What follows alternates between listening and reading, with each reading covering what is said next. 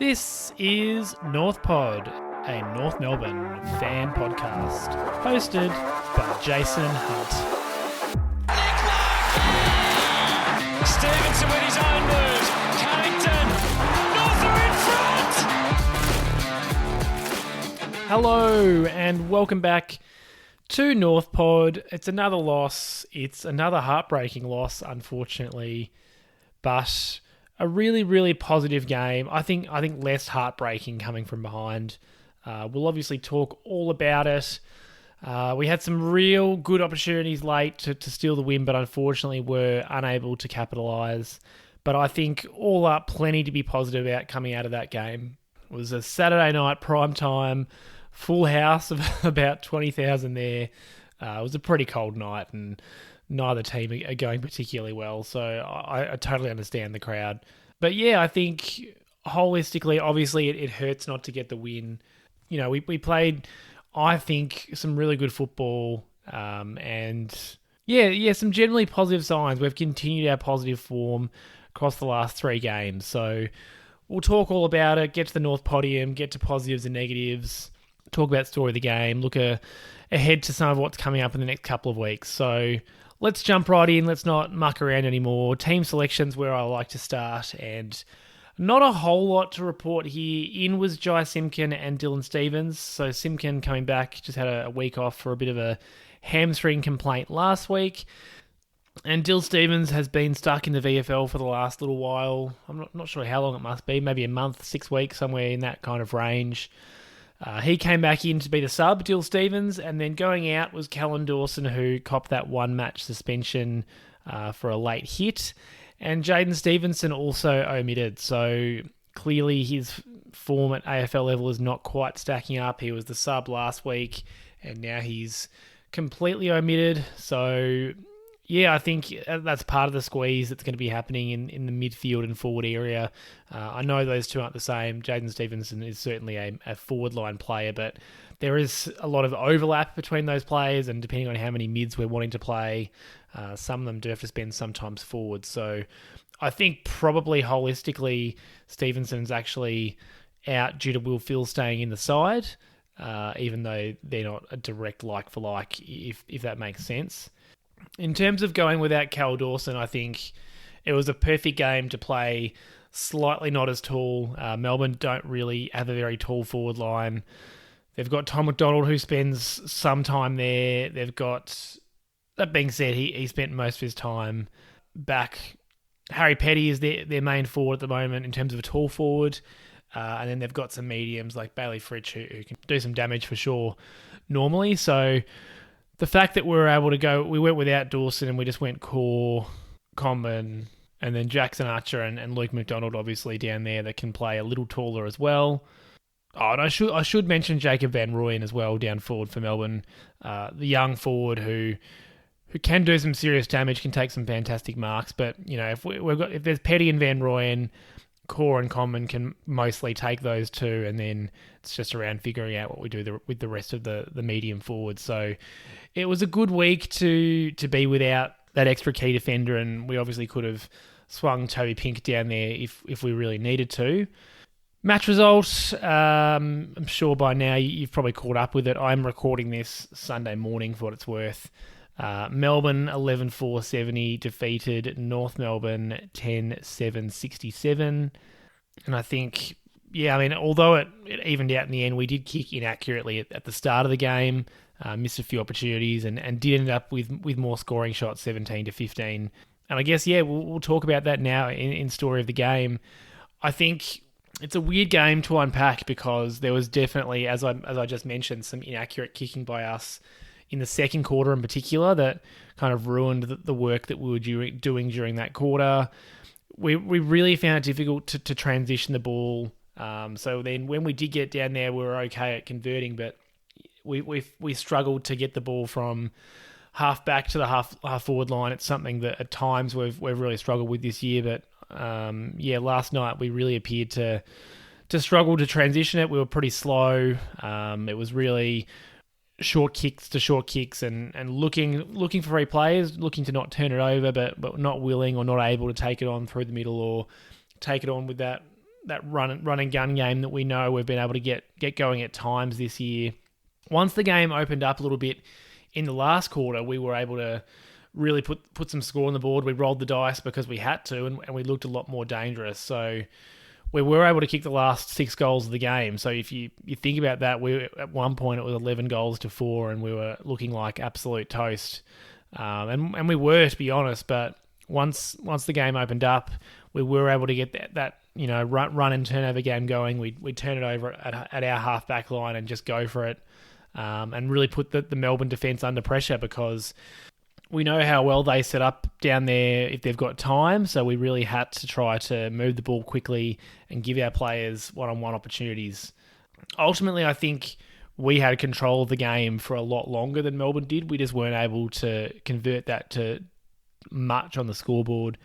We did have more scoring shots, and eventually we nearly took the lead. But I think holistically, there was three or so quarters where we were controlling possession and controlling the ball, but weren't able to, as I say, transition that ball and effectively get some scores on the board. It's probably the first time this year where I felt like our adjustments in game were more effective than the opposition. I thought Gawn really dominated Sherry at the start, and Sherry appeared to, at least to my eyes, adjust and try to play a bit more defensively, both in the ruck and then in contests around the ground.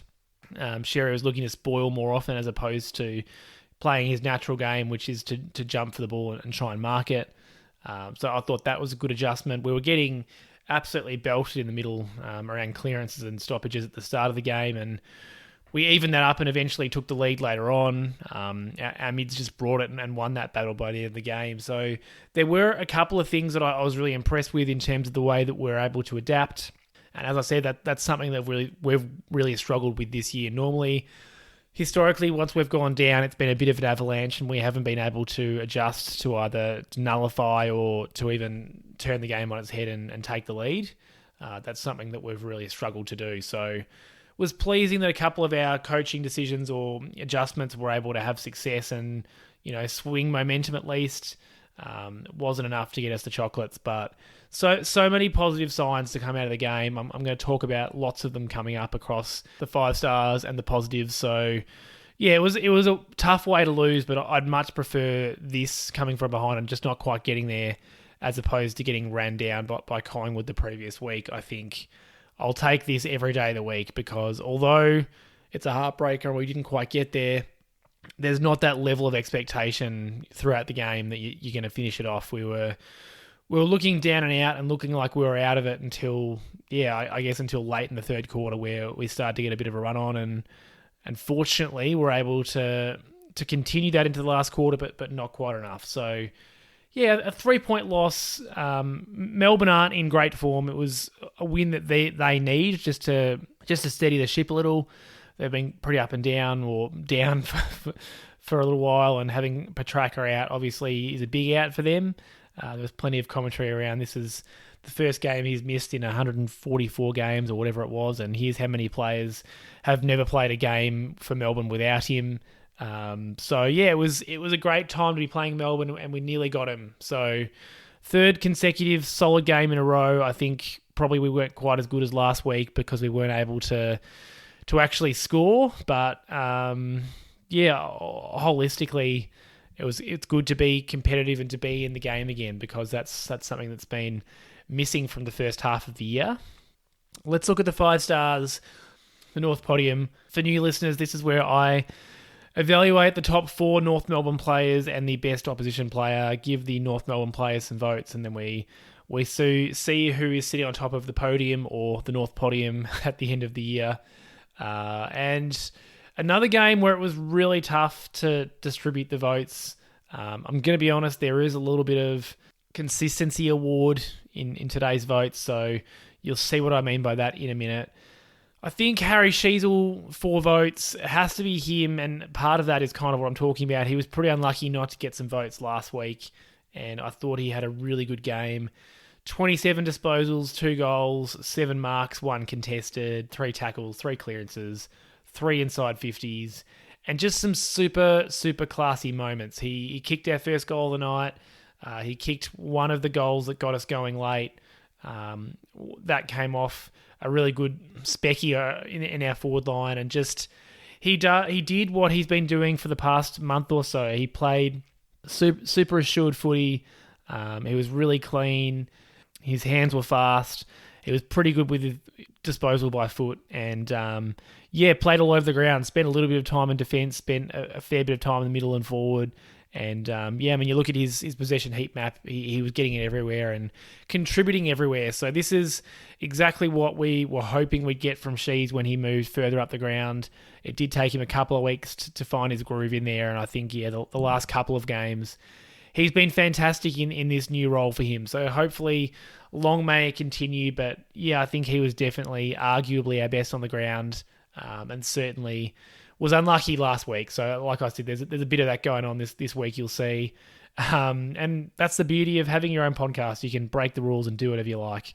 3 votes, Cam Zurhaar, 12 disposals, 4 goals, 1, 4 marks, 1 contested, 2 tackles, 2 goal assists to go with his 4 goals, 8 score involvements, which was the most on the ground. And another really great game from Zurhaar. I thought in the first quarter he looked really frustrated, a little bit disengaged, and I wondered if it was going to be one of those days where he just was a bit grumpy and couldn't get it going. But he certainly got it going as the game went on. I think we were all thinking that having an extra tall or two in our forward line was going to help Larky get going, but I actually think it's really freed up Zurhaar a little bit. Potentially he's getting the next worst or the next best defender, I should say, and I think he's being able or allowed to sort of jump across these packs and not finding himself doing the wrestling, but rather running and jumping at the ball. So whilst Larky did struggle last night, he was really, really dominated by Stephen May and wasn't able to find space in the lead. Cam Zurhaar was taking advantage and 4 goals, 2 goal assists, just fantastic, and took a couple of good marks coming across the front of the contest. Kicked our last goal, the goal that looked like it might have been the breaking of the back of Melbourne, but it wasn't to be. We weren't able to find one more, but I thought, he's in some fantastic form, and hopefully with either Pink or Will Dawson or Bryn Teakle, just having that extra tall or two down there hopefully does enable at least one of our other forwards to get going, because we're not expecting Pink or Teakle to kick a bag, but we are hoping that they can create more contests aerially, take a couple of grabs and free up some room for the likes of Larky and Zurhaar. Unfortunately, Pink did get subbed out. It looked like he rolled an ankle at some point. They tried to get him going, but it wasn't to be. So it ended up just being Larky and Teakle as the tools down there later on in the game. But yeah, like I said, I think having the 3 tools in Pink, Teakle and Larky has really helped Zurhaar get his game going, because his form in the last couple of weeks has been much improved. And the next 2 is tough, because there was plenty of players that had, I thought, great offensive games, but given it was a dour affair, I do think it's worth acknowledging these next 2 players. So 2 votes, Jackson Archer. He was absolutely sensational. Obviously, the stat sheet is not going to tell the full story for him. 8 disposals, 4 marks, 4 intercepts, 4 1%ers. He was so clean, attacked the footy ferociously, but more importantly, completely shut Bailey Fritsch out of the game. He had 6 touches, no impact, and every one of Archer's disposals was impactful. He bounced back really well after getting towed up by Bobby Hill last week. The way that he attacked every contest and used his body was just sensational. He's played 2 out of 3 really good games now, Jackson Archer. I really hoped and wondered whether this could be the kind of player that he is. He gives that just chaotic, really strong over the ball. He just needs to fill out slightly more, but you don't want him putting too much bulk on, because he'll lose a bit of that speed. Yeah, he looks like his father's son to a lot of extents now. He looks like he's just got that real reckless attack on the footy. He was actually really clean last night, which I think is the difference between what we saw from him early on in his career. I say early on. I guess in his first 10 or so games, because he's not even at 20 games yet. He did have that attack on the footy, but sometimes wasn't super clean. I thought he was really clean. He either gave a quick handball off or was able to take a couple of steps, assess his options, and kick the footy. So That's obviously not what he's in the game for. He's in the game for his defensive efforts, but I do think you have to be able to do a little bit with the footy as well, and he showed that last night. He had a really, really important spoil in our inside 50. Fritsch was going to take what was going to be a releasing mark or a pressure releasing mark, and he was able to stretch and have with some great closing speed, spoil the footy. And he blanketed Fritsch all night. Fritsch is a really, really dangerous player. I've seen him kick bags on us in the past, and the fact that he was barely sighted, I think he might have had one or two touches up to half time. He was really, really, really quiet. So a fantastic game from Jackson Archer. A great bounce back game after last week, and as I said, 2 out of 3 games he's been sensational. And one vote, similar to my reasoning with Sheezel, I think WillPhill was unlucky a little bit to miss out last week. So I've given him the 1 vote this week. And similar to Archer, the stats don't tell the full story. 12 disposals, 8 tackles, 4 clearances, 1 goal assist. I thought he played a better offensive game this week than last week. That's not why he's in the side at the moment. He's in the side to tag, and he really shut Clayton Oliver out of the game. He had no impact. Had 14 touches, but really, really did not bring that Clayton Oliver impact. You know that when Petrarca's out, like, Oliver has to step up and shoulder more of that burden, and he just wasn't able to. He looked really frustrated all game. I think there was a bit of lip going on between him and several players, but yeah, WillPhill definitely got inside his head. He was complaining a lot. He gave away a free kick, Clayton Oliver, for sort of not wrestling, but getting involved in a bit of push and shove. And I thought, WillPhill really blanketed him sensationally. Played the whole game, didn't sub himself off like he did last week. And like I said, I think his offensive game was better. He gave some really good quick hands a couple of times. He had 2 fantastic kicks inside 51. Unfortunately didn't count. There was a free kick off the ball that resulted in his kick not eventuating. I think that one was to Paul Curtis in space. But later on, he got the ball, turned with no time at all, hit Jai Simpkin up in space, and Jai kicked the goal. So I think that's the talent that he has. He does have a really, really good inside 50 kick. He's got super hands. He's really quick with his hands, and we saw that at times last night.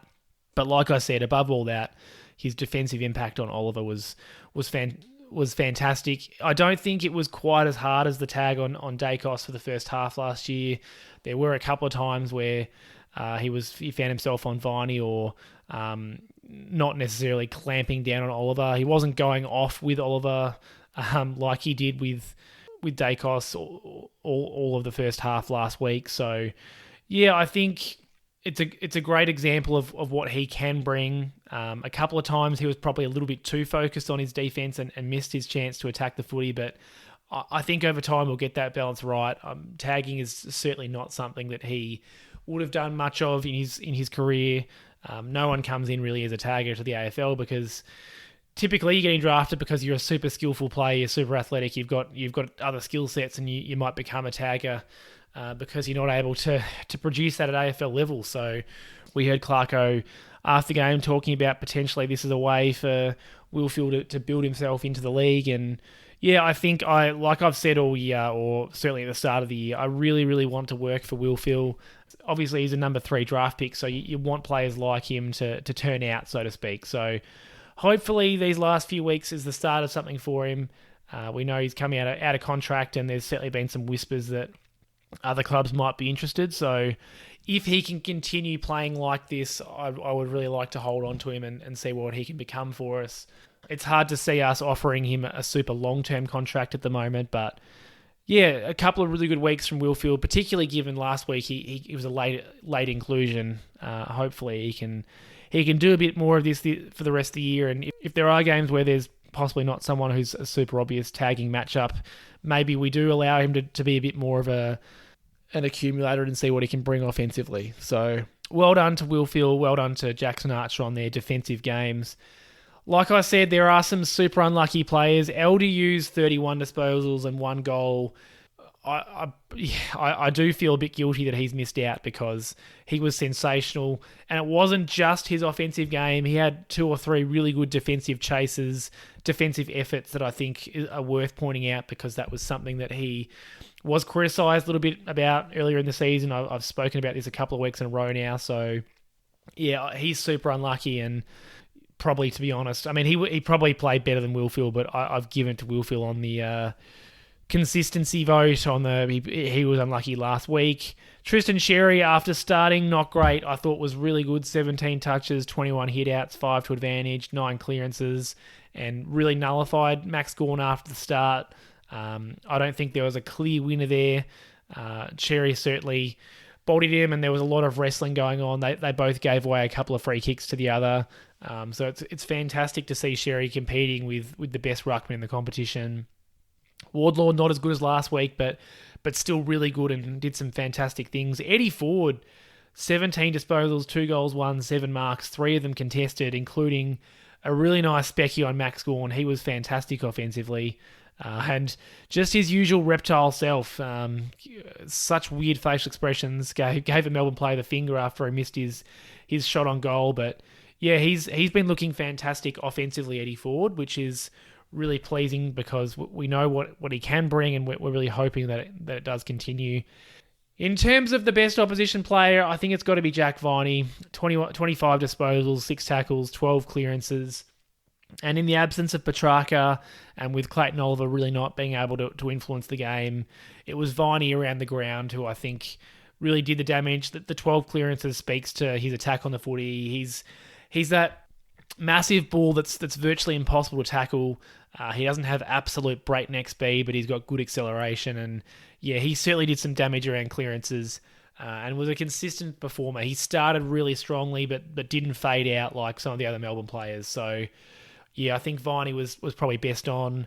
Stephen May played a great defensive game on Nick Larkey, but I think a lot of that is more around the team defense as well. So I think I had to give it to Viney for his 25 touches, 6 tackles, 12 clearances. In terms of what the podium looks like, I mean, LDU's unlucky, but Sheezel goes back up on top. 25 votes for Sheezel, 24 Sheezel, 24 LDU, 18 Sherry, and then it drops off to Powell 10, Wardlaw 9, Comben 7. Like I've said several weeks prior, it does look like that top 3 is really pulling away. Tommy Powell's form has really quietened since the start of the year, so it's unlikely that he's going to be jumping up with several big performances. I hope he proves me wrong. I hope he does, but it does look like the top 2 and probably the top 3 are looking pretty settled at the moment. Before we jump into the positives and negatives, just a quick shout out. Please help me get the word out about the podcast. I've had some great growth over the past couple of weeks with the North Melbourne performances increasing and getting a little better. So with that, please help me get the word out. I really appreciate the people that do. Share me out on your social media, and you can find me on Twitter, Instagram, Facebook, all those good places at NorthPod Show. And if you would like to support the show, you can also find a link to my Buy Me a Coffee in the show notes.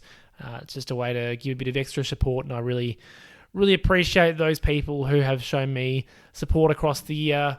And remember to subscribe on your chosen podcast service and leave me a rating and a review if you can. Negatives. I'm going to whip through these, and I feel like I always say that, and then I still spend 10 minutes talking about them, but I'm going to try and whip through them because I'd prefer to focus on the positives. The first quarter there were some bad signs everywhere, except for that Sheezel goal. Gawn was dominating Sherry. We were belting the clearance. We had a couple of bad errors, such as Cor's kick across goal, which fortunately Petty didn't punish him for. He missed his shot on goal. Kasai kicked a goal, and we know that opposition small forwards have historically given us trouble, so it looked like it might be the start of a big game for Pickett. Like I mentioned earlier, Zurhaar was looking pretty visibly frustrated. The Dees were just cutting us up on turnover. They were really moving the ball super cleanly and quickly through the middle of the ground, and it just didn't look like we had the legs to go with them in terms of transition game at the start. It was looking like it was going to be a big letdown after our tight loss last week, but fortunately we were able to steady at quarter time, and regroup, which has been something that we haven't been very good at doing this year. So, I guess spinning it into a positive, we were able to stifle their momentum.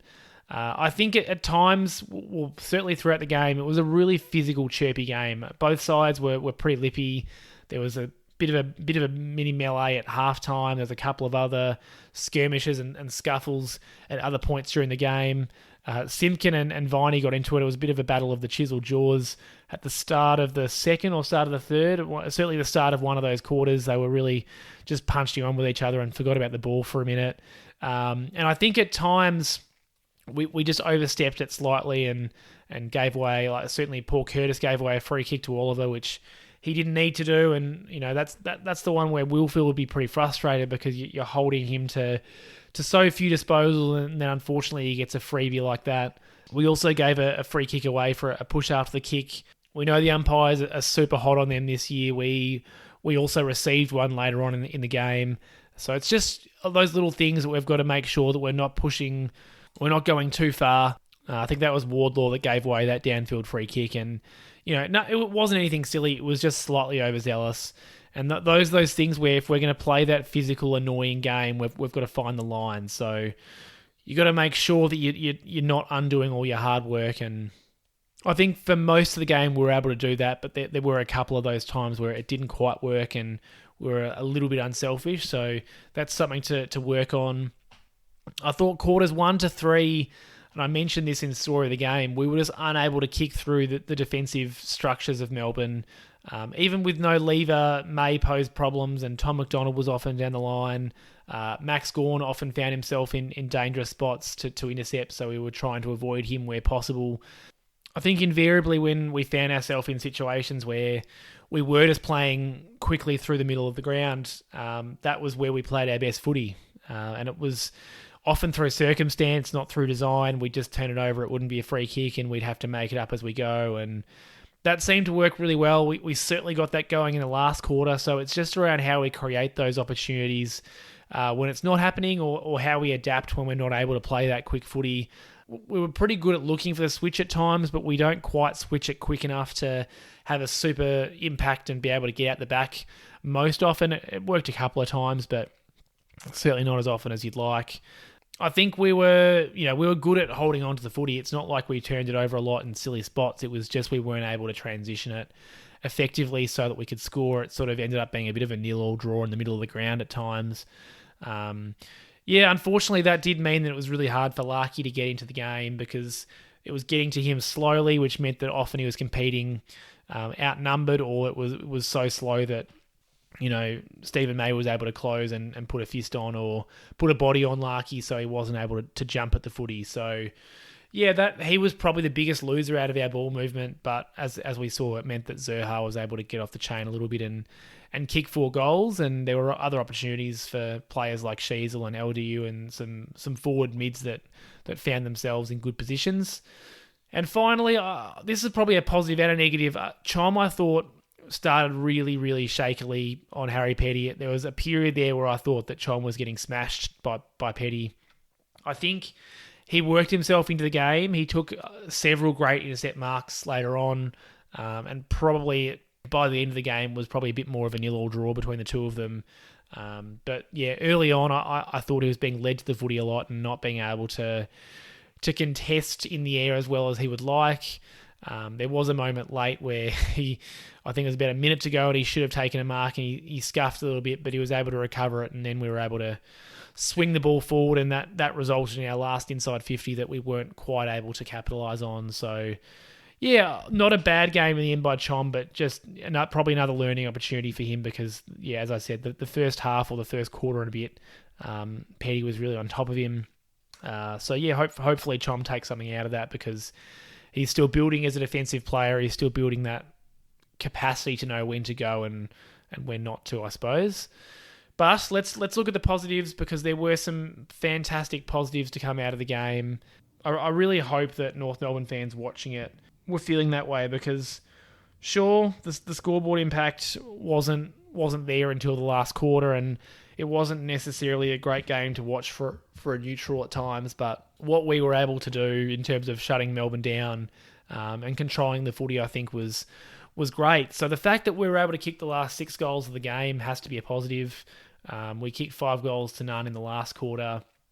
And it was our pressure throughout that created opportunities for us. Everyone, or a lot of people got involved. Simpkin smothered a handball early on, which was just about him being aware to what was likely to happen. LDU, I mentioned, had a couple of really great, fantastic chasing efforts. Sherry had 10 tackles. Wardlaw and Phillips had 8 tackles each. So they were leading the way in the middle of the ground. Aiden Core had a massive smother in the last quarter, which, stopped what would have been a certain score. I mentioned Archer in the best. He was tenacious. His attack on the footy and his pressure was fantastic. All of those kind of little things created pressure and momentum. And eventually in that last quarter, it turned into forward momentum and we were able to start getting a bit of a run on. I mean, if the game went for a couple more minutes, we win. I don't think that's crazy to say. Melbourne did not look like scoring in the last quarter, and it just looked like a matter of time. It was really the opposite of the Collingwood game last week, where we really didn't look like scoring, and it looked like a matter of time for Collingwood. So the fact that we were able to get ourselves back into the game, give ourselves a chance to win it, and it wasn't just a half chance. It wasn't one of those ones where you go, "Oh, I've got 20 seconds to get this footy forward." We had a couple of minutes at the end there where we could have got it done. We just weren't quite able to, and potentially that's the maturity and the experience of Melbourne. Desperation for them in the last couple of minutes, but they had certainly gone into their shell. They were playing to protect the game, not to win the game late.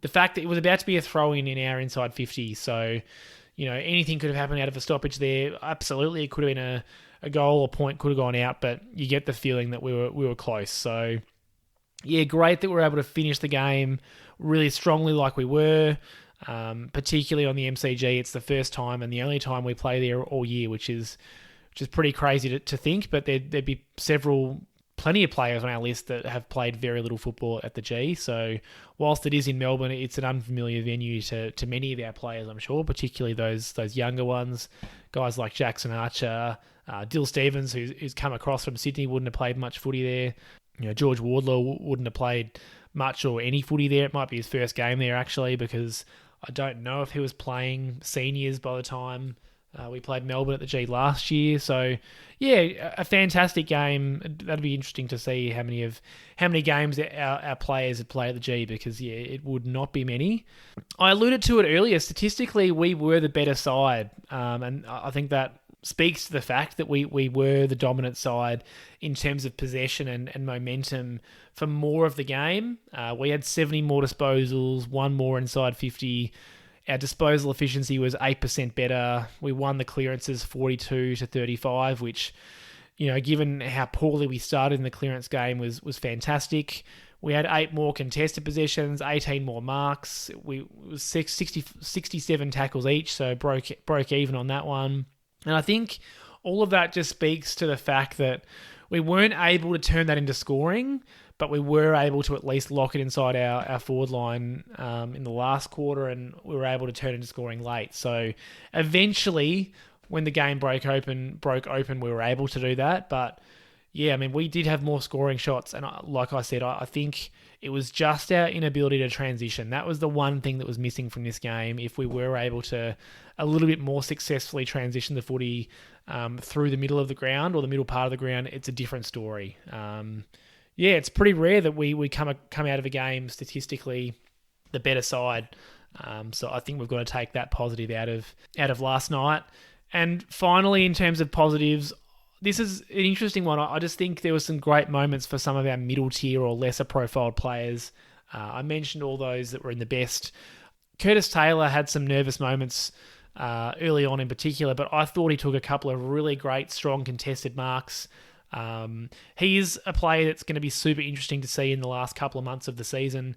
In terms of what we do with him, he's coming out of contract. He was struggling for a game at the start of the year, and he's played the last month or so, and this is probably the first game where I've really seen him do some positive individual things. So I think this is year 6 for him. It's definitely do or die. I don't think he's earned himself a contract for next year yet, but it was positive and promising to see him doing some good things.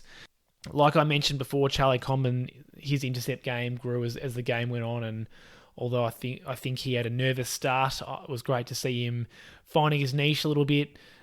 Bailey Scott wasn't prolific, but he was often involved in the chains that did allow us to transition successfully. His pace was great. He broke the lines a couple of times and didn't butcher the footy as much as he has in the last little while. I thought he was much better with his disposal. I've talked about some of these, like Eddie Ford was fantastic, WillPhill was fantastic, Jackson Archer was fantastic. Dill Stevens came on and in the third quarter and had 14 disposals, so he was busy. Hopefully he can build on some of his effectiveness, because he has found it difficult to find the footy, and he's found it difficult to do good stuff with the football in his short career at North Melbourne. So I don't know if he's going to stay in the side for next week. Cal Dawson, you'd think, is probably going to come back in. Griffin Logue's not far away, and so that might mean that we have to shuffle a few things around. But yeah, I mean, at least he was able to find the footy, I suppose. That's been a challenge for him. 14's been his total probably a couple of times when he's played the whole game. Aiden Core had some great moments and some poor moments, but I thought generally showed some really good composure under pressure, made some really sound defensive decisions, and was able to then pick up the ball and make a quick decision to dispose of it. So I thought he was pretty good. I thought Luke McDonald was pretty good. There was a few nervous moments for him as well, but holistically, I don't think he had a bad game. We just need those kind of eight best players to 23rd best players to lift a little bit. I think it's hard to see the top 6 or 7 doing too much more at the moment. I think we know what we're going to get out of players like Sheezel and LDU, out of Sherry, out of Wardlaw now. We sort of know what we're going to get out of players like that. It's that next second and third tier that we need to see a little bit of improvement from if we're going to start winning some more games of footy. And I thought we started to see a little bit of that in this game. So yeah, so many positives. I really want to reiterate, it sucks to lose, but I think and I hope that you're like me, you're watching that game going, all right, I can see where there's some improvement coming, which we couldn't say that in the first 2 months of the year. It just wasn't there to see. Aside from that Freo game where we played a really good half, it's been a dour, or it was a dour first 10 or so games. So to have the last 3 games be as positive as they've been is really fantastic. In terms of other news, the VFL have not played yet as I'm recording this, so I can't speak to that. But Griffin Logue hopefully gets through okay. I believe he's on some limited minutes, so hopefully he gets through okay, and blokes like Zane Dersma have a good game, Cooper Harvey, Miller Bergman, these types. Hopefully we've got some more pressure from the VFL level to push through, and yeah, hopefully we can get the win over the Casey Demons, because the VFL side's been having some improved form, much like the AFL side. So the only real news that I have to talk about, I think I'll mention it. I mean, there was obviously some controversial umpiring decisions at the end of a game against Collingwood, including the non-50 metre penalty to Bailey Scott, including the non-holding the ball decision against Nick Dacos. There's a few others that were probably lesser profiled, but us North Melbourne fans would know what I'm referring to. And many of you would have seen Laura Kane come out during the week and try to clarify those decisions, or certainly the Bailey Scott decision. Baffling. I don't know what she thought she'd said, and I think that the interesting part for me is it was an AFL media release, so it wasn't like she was interviewed by a radio station or a TV reporter. She was interviewed by AFL media. If I was her, I would have just been trying that again, because her explanation does not make any sense. And you know, I'm sure she's great at what she does. I'm not here to bash Laura Kane, but I think there is a time and a place, or I think there's opportunities for the AFL just to say, look, yep, we got that wrong. Sorry. That doesn't help us, but at least it helps us understand what the rules should be. I think her explanation just muddies the waters around what the rules should be, which is, I think, the concern for me, because as soon as you're trying to justify or bend justification to try and match up with what happened, I really think you get yourself into trouble. So, look, I know I probably sit normally in the camp of let's lay off the umpiring, let's control what we can control, and I do try to toe that line. I do think it's important to call out. I say call out like what I say is actually going to get back to Laura Kane, which it absolutely is not. But I just think it's worth remembering or acknowledging that I think we all know that that should have been a 50-metre penalty. I don't think any discussion around, I don't think the way that Laura Kane justified it was helpful. So I would have preferred if she'd said nothing, or if she had just said, yep, sorry, we got that one wrong and here's why. And then we can move on, because we know that the AFL is never going to change their decision, or, it's not going to change the impact of the game regardless. Like, everyone knows that, but it doesn't hurt to just say, yep, got that one wrong, sorry, we'll work on, processes to ensure that doesn't happen in the future. Same with the Bailey Scott smother. They thought that there wasn't sufficient evidence to overturn that. I think at the very least you would have liked them just to hold up the bounce of the ball for a minute or so, just to check that they don't have another angle, or to have a closer look at it. Because I think most people would agree that Bailey Scott's fingers bent back.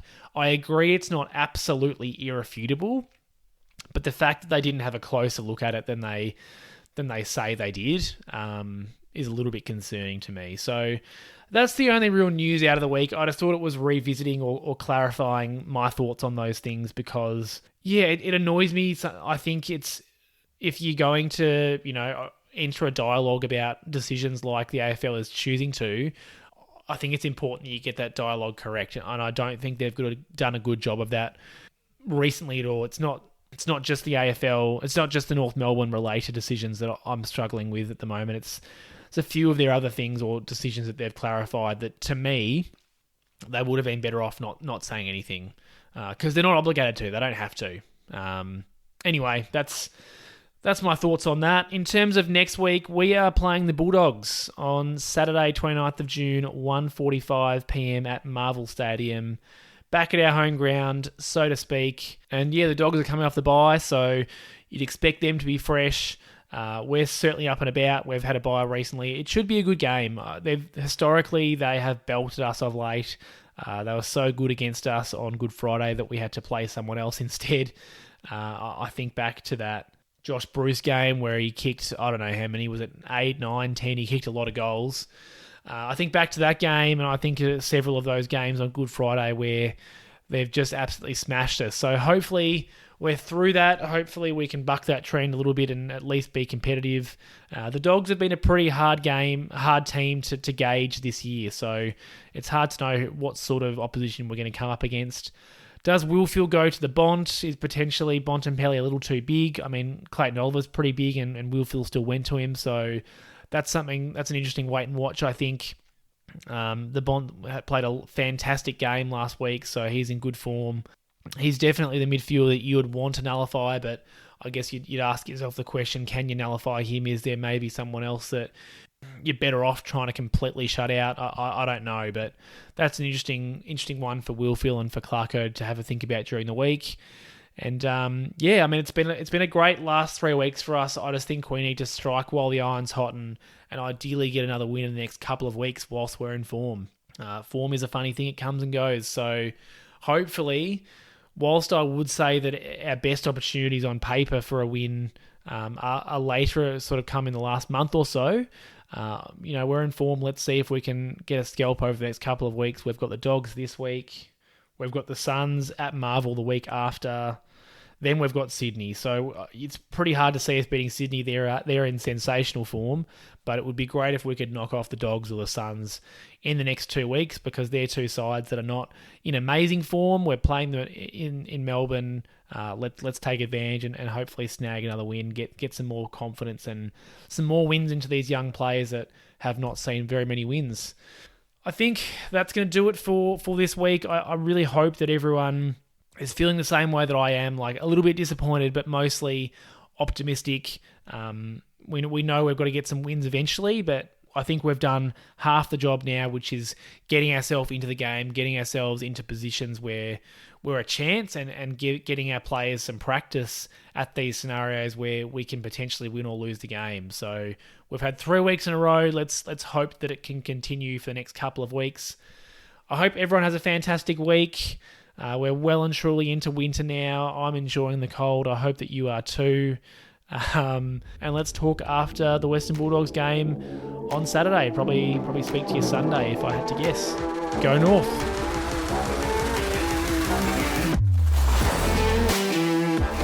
Thanks for listening to another episode of North Pod.